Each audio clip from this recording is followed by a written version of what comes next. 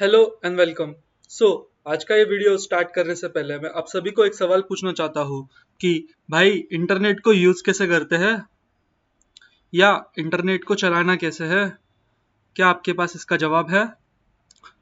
या एक ब्राउजर होता क्या है? ये आप जो आज के ज़माने में वर्ड सुनते हो, Google Chrome, Microsoft Edge, opera mini, अरे ये सब आए कहाँ से? ये सब होता क्या है? सो इन्हीं सब सवालों के जवाब लेके आया हूं मैं आज के वीडियो में। So I hope you are excited to learn what is mean by browser और हाउ इंटरनेट वर्क्स। सो हम चालू करते हैं। सो देखिए हुआ क्या था। एक 1990 में एक साइंटिस्ट थे। उन्हें ऐसी एक रिक्वायरमेंट थी कि हम एक पीसी पे से दूसरे पीसी पे या एक डिवाइस से दूसरे डिवाइस पे कंटेंट दिखाए। मानो कि ये आपका एक डिवाइस है और इस डिवाइस से आपको ओपन फ्रीली है ना दूसरे डिवाइसेस पे कंटेंट दिखाना था। ओके। सो ये रिक्वायरमेंट था। तो इस रिक्वायरमेंट को फुलफिल किया कैसे जाए? तो आविष्कार हुआ एक वेब ब्राउजर का, जिससे क्या होता है कि आप एक वेब पेज डिजाइन करते हो और ये वेब पेज एक प्रोग्रामिंग लैंग्वेज में डिजाइन होता है, जैसे कि HTML। और आप HTML टैग्स के थ्रू है ना सारा कंटेंट लिखते हो। अगर कभी आपने HTML देखा होगा तो आपको HTML में ना कुछ टैग्स के थ्रू लिखना पड़ता है, जैसे कि ये रहा आपका H1 टैग। इसमें आप हेडिंग लिखिए और इस टैग को क्लोज कीजिए। अरे भाई, पर ये H1 टैग हर किसी को समझ में नहीं आता है। तो हुआ क्या था, HTML में आप एक कोड लिखिए, उस कोड को आप .html फाइल से सेव कर देना। फिर ये फाइल जब आप एक ब्राउजर पे ओपन करोगे तो ये HTML कोड को ये एक सिंपल वे में डेटा रिप्रेजेंट करने का काम करता है। तो डेटा रिप्रेजेंट मतलब क्या? जैसे कि आपको वेब पेज पे कंटेंट दिखाना, content in the form of image, video, audio, text, जैसे बटन्स, जैसे भी आप वेबसाइट पे कंटेंट देखते हो ना, ये सारा कंटेंट आपको एक ब्राउजर पेज पे दिखता है। सो ब्राउजर क्या था? Browser is one type of special software. ये एक स्पेशल सॉफ्टवेयर डिजाइन किया गया है जो कि HTML कोड को रेंडर करे, रीड करे और आपको एक सिंपलीफाई वे में उसका आउटपुट दिखाए। जैसे कि एक वेब पेज जो होता है, उसका text, images and all this stuffs. So 1990 में एक फर्स्ट ब्राउजर इन्वेंट किया गया था जिसका नाम था WWW, वर्ल्ड वाइड वेब। इसी को नेक्सस के नाम से कहा गया है आगे। फिर 1995 में माइक्रोसॉफ्ट ने इंटरनेट एक्सप्लोरर को इन्वेंट किया।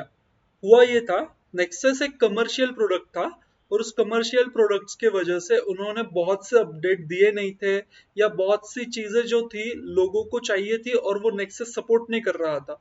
तो माइक्रोसॉफ्ट ने अपना दिमाग चलाया और माइक्रोसॉफ्ट ने ना एक नया आविष्कार किया।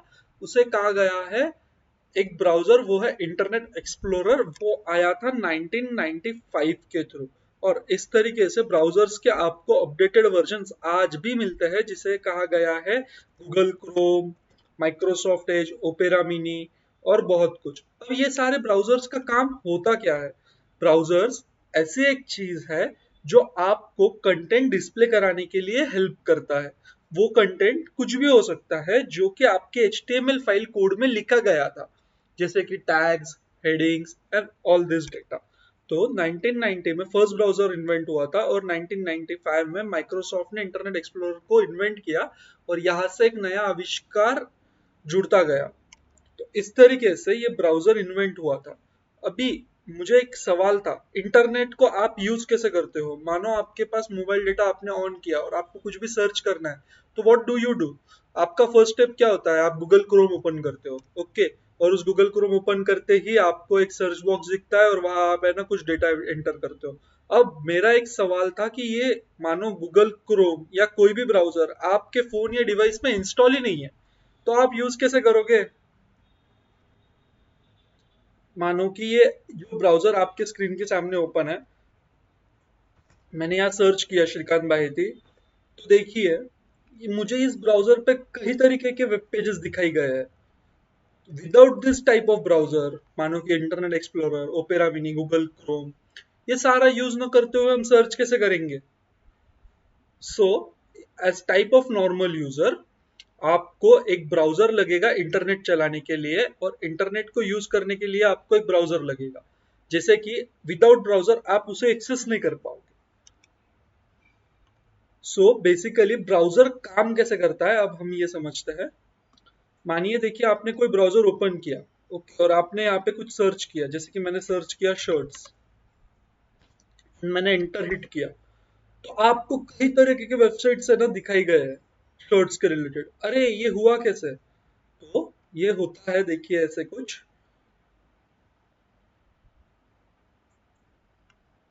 ये है ना एक वेब पेज होता है, ओके, जिसे हम डिजाइन करते हैं। वेब पेज कई तरह के डिजाइन होते हैं HTML लैंग्वेज के थ्रू, HTML लैंग्वेज के थ्रू कई तरीके के वेब पेज डिजाइन होते हैं।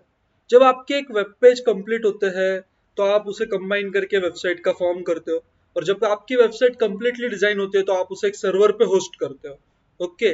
पर जब सर्वर पे होस्ट करने के बाद आपके पास जो ब्राउजर्स है, Google Chrome, Microsoft Edge, internet explorer, तो ये सारे ब्राउजर्स के ना सर्च इंजिन डेवलप किए गए हैं, जिसे कहा गया है सर्च इंजिन। तो क्या होता है, आपको ये वेबसाइट यहाँ पे लिस्ट करनी होती है, मतलब क्या, आपको ये वेबसाइट यहाँ पे रैंक करनी होती है, जिससे क्या होगा, रैंक करने के बाद आपका जो भी वेब पेज या वेबसाइट है उस ब्राउजर को समझेगा कि अच्छा ये रैंक हो चुका है।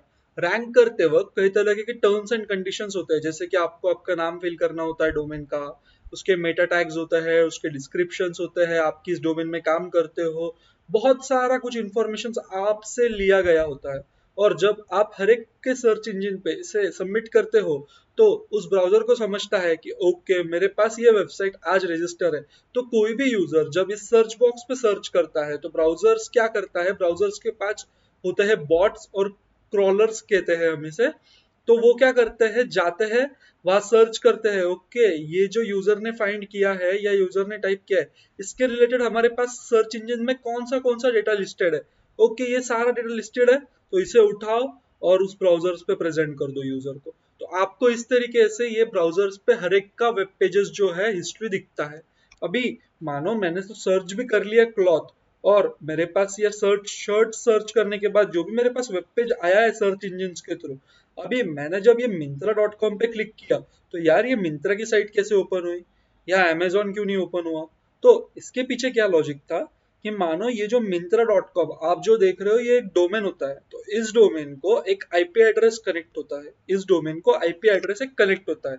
अभी आप इतना समझिए, अब ये आईपी एड्रेस तो कनेक्ट हो गया, मानो ये एक आपका डोमेन है, इसे एक आईपी एड्रेस कनेक्ट किया गया है। यार पर ये आईपी एड्रेस कहाँ कनेक्ट किया गया है? तो ये कनेक्ट किया गया है आपके होस्टिंग पे। भाई अब ये होस्टिंग क्या होती है? होस्टिंग जैसे आपको रहने के लिए एक जगह लगती है ना, वैसे ही वेबसाइट को लाइव करने के लिए या वेबसाइट वहां पे स्टोर करके रखने के लिए एक जगह होती है, उस जगह को कहा गया है होस्टिंग। तो क्या होता है, ये डोमेन के जो आईपी एड्रेस है ना वो है होस्टिंग को कनेक्टेड रहते हैं।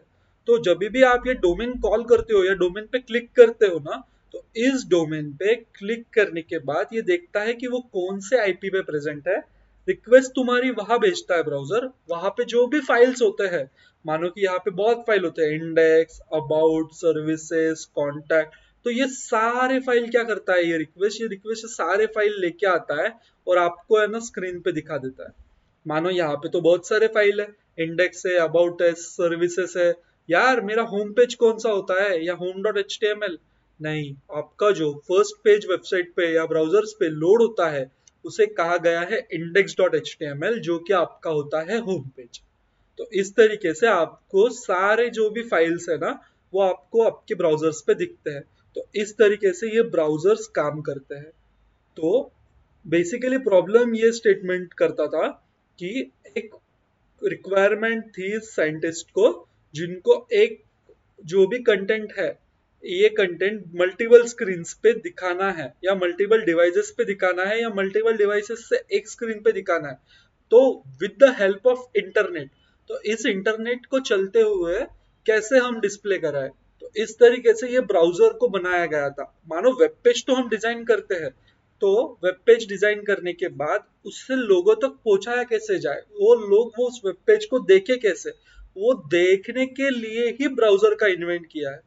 दूसरा एक इम्पोर्टेंट बात है कि ब्राउजर के पास एक स्पेशल एक्सेस होता है, जो कि आपका वो HTML फाइल का कोड जो है ना वो आपको यूजर्स को सिंप्लीफाइड वे में दिखाता है। जैसे कि अगर आपको HTML प्रोग्रामिंग आती होगी तो आप देखिए, आप इमेज टैग लिखते हो imgsrc, तो वो क्या करता है, ब्राउजर उसको रीड करता है और एक नॉर्मल आपको इमेज लाके दिखाता है, वो वहां कोड नहीं दिखाता है आपको, वो क्या करता है, एक इमेज को दिखाता है। तो ब्राउजर्स के पास ये स्पेशल की पावर एक्सेस थी। 1990 में फर्स्ट ब्राउजर इन्वेंट हुआ था, उसके बाद 1995 में माइक्रोसॉफ्ट के थ्रू बहुत बड़ा इनोवेशन हुआ था ब्राउजर्स में, और बहुत से आज के डेट पे अपडेटेड ब्राउजर्स लॉन्च हो चुके हैं। इस तरीके से ब्राउजर काम करता है, और हम इंटरनेट को एक ब्राउजर के थ्रू ही यूज कर पाएंगे। आप एक बात समझिए, अगर इंटरनेट है और ब्राउजर ही नहीं है तो ये यूज करते ही नहीं आएगा, और अगर ब्राउजर है पर इंटरनेट ही नहीं है, उसे सर्च कहाँ पे करोगे, इंटरनेट पे ही करोगे ना, तो इंटरनेट ही नहीं है तो वो यूज नहीं होगा। तो ये दोनों इंटरकनेक्टेड वर्क है, और ये दोनों साथ में काम करते हैं। तो इस तरीके से आज के वीडियो में मैंने आपको बताया what is mean by browser और हाउ इंटरनेट वर्क्स। अगर आपको सीखना है कि मैं वेब डेवलपमेंट को कैसे स्टार्ट करूं, या website domain hosting type of website, या वेबसाइट कैसे वर्क करती है, तो मेरा ये वीडियो है, आप इसे चेक कर सकते हो, जहां आपको और डिटेल वे में समझेगा।